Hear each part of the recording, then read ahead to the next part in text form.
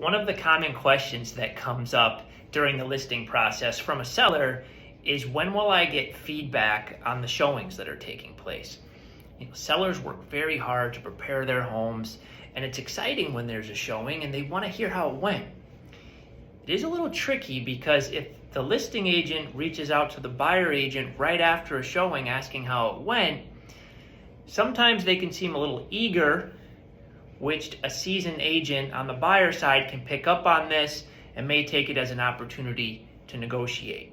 So you want to use a little bit of patience when getting feedback. Now, luckily, we automatically send out a standard generic feedback form after a showing that gives agents a chance to make comments and give the seller some feedback on their property.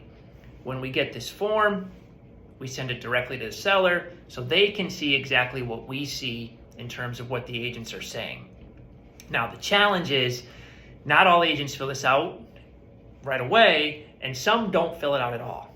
So obviously we do want to follow up with those agents to see if there's any interest or questions, but we want to give them a good day or so to come to us first to see if there's any interest. That way you don't hurt your negotiating position on the selling side, and you still make sure you're able to see if there's any challenges or problems to work through with the buy side.